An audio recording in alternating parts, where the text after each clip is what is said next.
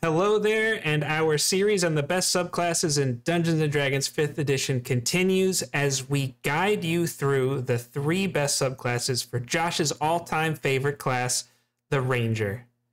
Although, Josh, you might have to guide me through this because you know Rangers just a bit more than I do, so maybe we should have started with Rangers if they're the guides to begin with.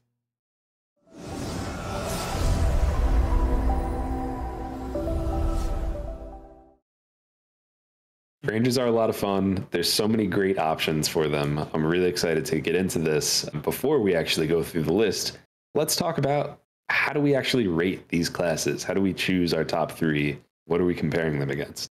First and foremost, when we're talking about what we define as the best, we're talking about raw power, which is typically going to have an emphasis on combat because it's one of the major things Dungeons & Dragons is about. That's probably the thing we're going to emphasize the most. Second, we're going to look for subclasses that enhances what the base class does or is looking to do, and that it also doesn't take away from those things as well. And then last but not least, we're looking at, does this subclass deliver on the fantasy that it's selling you on? In terms of things that we're avoiding, number 1, we're going to be avoiding overlap. So if one subclass does something very similar to another, but doesn't do it quite as well, it's not going to make the cut. Second, we're not going to be looking at role-playing because every class has the potential to have fun elements in terms of role-playing, and we could use it as a tiebreaker, but it's really just not a primary consideration. And then last but not least, we're avoiding multi-classing. That would defeat the purpose of evaluating subclasses altogether if we're going to start seeing how they mix and play with others. The way we'll present all of these options to you is alphabetically. So starting with number 1 in alphabetical order, we have Gloomstalker. Jake, right off the bat, raw power. What does that look like for Gloomstalker Ranger? Yeah, the Gloomstalker is very strong, and I love their Dread Ambusher feature. I mean, right away, you're adding your Wisdom modifier to your initiative, and then when you take the attack action, you get an additional attack that will deal an additional D8 of damage if it hits. I mean, right away at level 3, you're getting 2 attacks, and it just takes your action. And then this is just something that is just going to be lovely the entire journey of the Ranger. You might kill your enemies or at least an enemy before anyone else even goes. And if you're looking to pimp that out even more, you could stack the alert feat on that. your initiative modifier is then dexterity plus wisdom plus 5. It's just really good. And then also, I'm looking at a feature like Iron Mind. Proficiency in wisdom saves, it's kind of like you're getting the baked-in resilient wisdom feature here, but proficiency with wisdom gives you 2 of the 3 major saving throws that you're looking to have with dexterity and wisdom. So you're just a very resilient character at this point. Yeah, there's some really nice base features in there. And as far as like how it enhances what the base class or the base Ranger class does, like Rangers are known for striking and for stealth. Like those are 2 really big things that they do. I guess you could say the Rogue is also known for those, but there's some differences there. Every ability enhances, really, I feel like those 2 specifically. And then when you talk about like Gloomstalker right there, hiding in the dark and moving around, you have Umbral Sight. It either gives you dark vision with a range of 60 feet, or if you already have dark vision, it extends it by another 30 feet. And on top of that, any creature that relies on dark vision, when you're in darkness, you're just invisible to them. That it's so good. Is so good. Yeah, like I don't even have to explain why that's so good. If you're in an area where you can be in the shadows and you could be in the dark, you're just gonna wreak havoc and be that, like, I don't want to say Rambo because, you know, you don't really see him hiding in the dark maybe sometimes, especially in the 3rd movie, but you're that ghost that is just hidden and coming out and decimating enemies. That's kind of the way it enhances the class. And that brings us right into the delivery of a fantasy. Yeah, the Gloomstalker is kind of, in a way, like that Batman Dark Knight version of the Ranger. The fantasy of the Gloomstalker is the thing that goes bump in the night. It's the Ranger that strikes fear and dread, hence the Dread Ambusher, in the heart of their enemies. And even if you just look at the spell list, I mean, you've got Disguise Self. They might not realize that they're talking to their enemy. You've got Rope Trick. You can hide in a little pocket dimension that's just hovering up, that's invisible, that you can just shoot out of. You can strike fear in the heart of your enemies with literal fear. Greater invisibility, just not able to be seen. And then even seeming, you could extend that to all of the rest of the group, which is a very like guide and rangery thing to do, is to lead this group through something. The Gloomstalker is fantastic on that. I feel like every single feature it has, it just enhances, it's powerful, and it's a delivery. It's the total package. Yeah, it really is an excellent subclass. Believe it or not, the next one, it's one of my favorites for the Ranger. This is a subclass from the original Player's Handbook. What, 2014? Is that when it came out? Not the 2024 Player's Handbook? Or 2025, whenever the heck it's supposed to come out now. No shade, I just genuinely don't know when it's coming out. But this is from the original book. It doesn't have a fancy extended spell list, even though, yes, now I am throwing shade. There's zero reason for there to not be a D&D Beyond article with an expanded spell list for every subclass that doesn't have one when any other subclass post-Player's Handbook has one. That's just laziness, honestly. That's my opinion, whatever, sue me, I don't care. But anyway, the Hunter. I love this subclass. In terms of raw power, you get Hunter's Prey, one of the first things you get at level 3. And there's a couple options. All of them are good. The one that I always end up taking is Colossus Slayer, because it just gives you, if you're attacking a creature that has already taken damage, it's another D8 on top. And when you're stacking that, plus, let's say you're using a bow, whatever you're using, plus Hunter's Mark probably, and you're just dealing 3 damage dice, that's incredible. You also get multi-attack. And that's another thing I'll just say that I love about the Hunter subclass, is that they give you options. I feel like almost every bonus feature that you get is like, choose between these 2, choose between these 3. Multi-attack, you choose between 2. If you're a ranged attacker, you take Volley. Volley is strong. Basically anything within 16 squares, you will hit, or at least roll to hit, for the low price of 1 attack action. That's right, not 2. Not 3. 1 attack action, you could potentially hit 16 people. That's freaking nuts. But just when it comes to power, you just get some really nice options.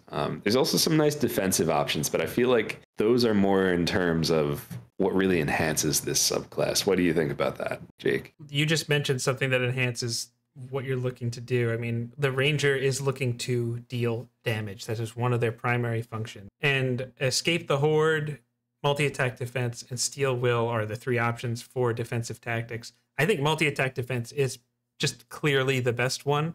I think Steel Will is great and thematic. Escape the Horde, it requires you to do things that you're quote-unquote not supposed to do. And multi-attack defense, you're probably going to be fighting creatures that have multiple attacks to hit you with anyways, so I like that. But all of those things lend themselves to a very resilient kind of a warrior, a very mobile and slippery kind of a warrior. And I do feel like that is a major way in which the Ranger differentiates themselves from, say, the fighter. If the fighter is like your heavy infantry, this is like your medium style infantry, or maybe your light infantry that's going to be a little bit just as good as a combatant, really, but just more mobile, more able to get things done in that way. And even superior Hunter's Defense, too. I think all 3 of those options with Evasion, Stand Against the Tide, and Uncanny Dodge, it's exactly what you would expect a Ranger to do. This is the fighting Ranger, which, I mean, to me, Josh, that's the fantasy. I don't know how you feel about it. I'm guessing you like it, since this is one of your favorites of all time. But how does this deliver it for you? I think this is the classic archetype. This is your versatile Ranger who's good in the woods. They'll get you through the mountains, they'll get you through the forests, but they could fight, and they could fight from near, they could fight from far.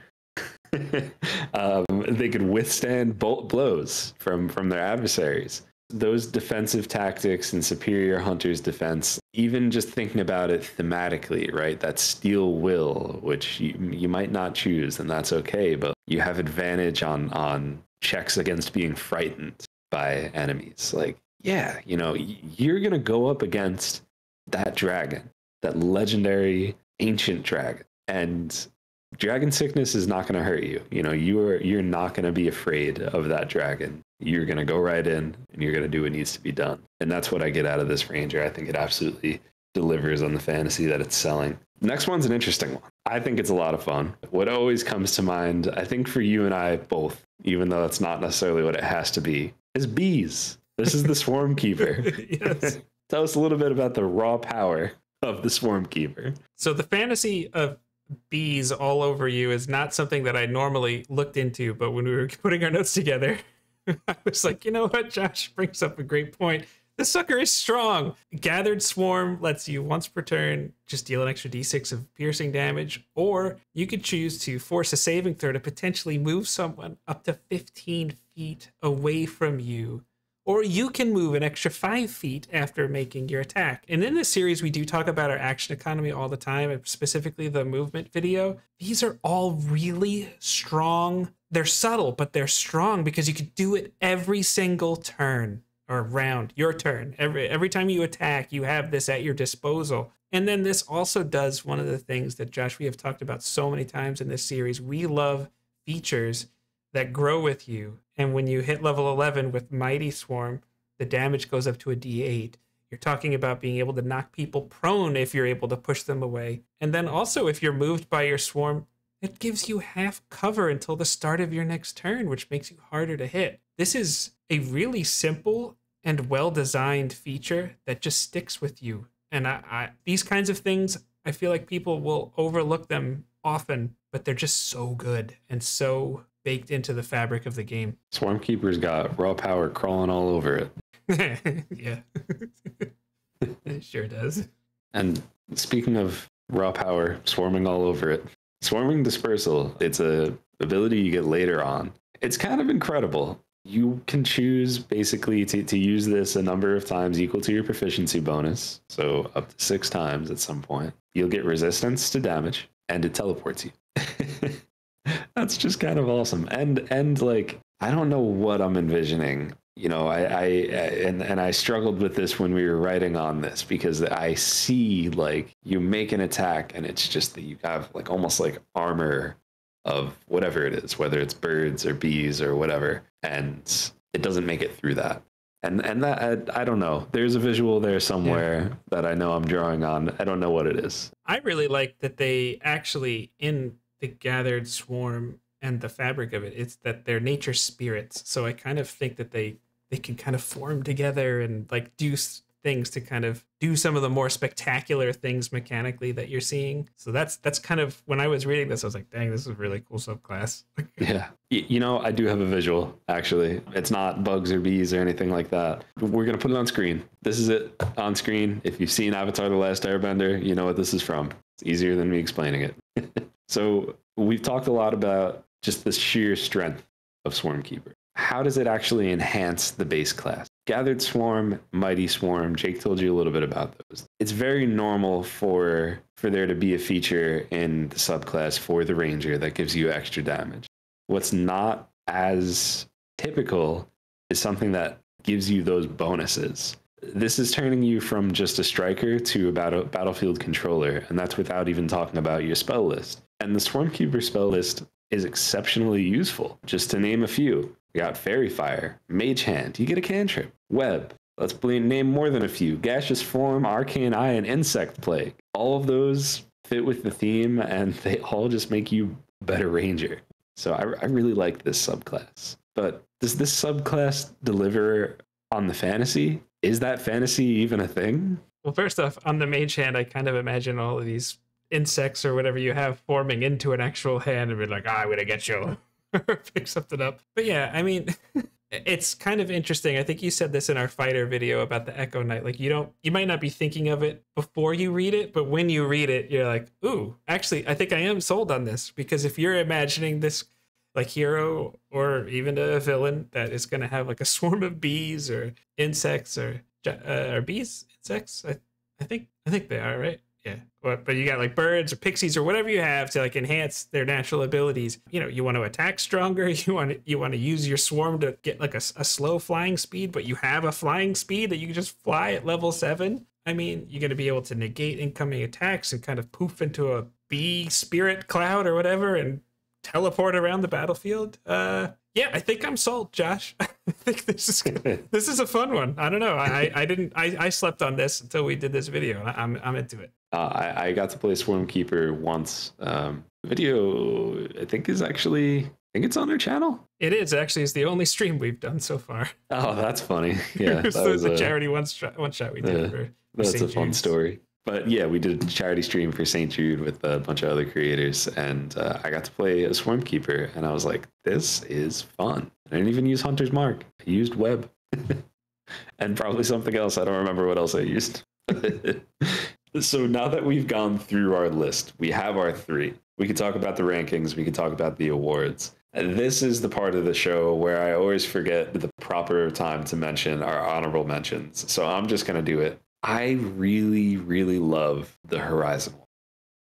When I talk about like reading a subclass and getting excited about, let's say, like the fantasy, about like the idea of being this time and space bending ranger, you know, I imagine someone who's just popping through the multiverse and they probably can't even really totally control how they're moving through it. Like, it's just thematically, it's incredible. I just think some of the features kind of miss the mark. The biggest one being the base feature. I forget what it's called. I don't have it written down, but it's the one that takes your bonus action to deal the damage, right? Yes, exactly. Yeah. That's Planar Warrior. It's a tough sell when that's the only subclass in the Ranger list. It might not be the only subclass in the Ranger list, whatever. But when that's one of few subclasses in the Ranger lists that forces you to use your bonus action to take the damage that every other subclass gives you for free, plus the creature has to be within 30 feet of you, it's tough, but it's still really cool. I've played one before and I loved it. My personal honorable mention would be the Drake Warden. And I am not someone who typically enjoys companion classes. I tend to like combat to just kind of keep it moving. So I don't really like conjuration spells. But if I was going to play a companion class, having a little dragon friend, I am here for it. Like when I read this, I was like, I think I might actually want to try this someday. Eventually be able to ride the dragon too. Like this, it does a lot of really cool things.